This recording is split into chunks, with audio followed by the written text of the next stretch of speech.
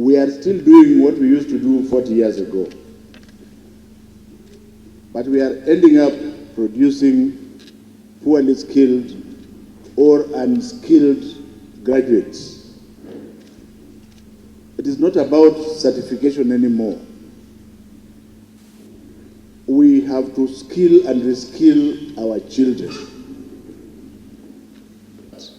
There are people who have just completed their universities and they are in their early 20s and they don't have the skills because we have failed. That they should continue to be like this, or do we skill them differently? This is what the CBC is about. And all the hot air you are hearing out there is because people are just thinking about themselves. This is a very serious issue that I would want you to engage with your body, soul, and spirit totally, and tell us whether, if we agree we are Kenyans, where the hell are we going? Let us put politics aside. In fact, throw politics to the dustbin. And we must remember that all of you are stakeholders.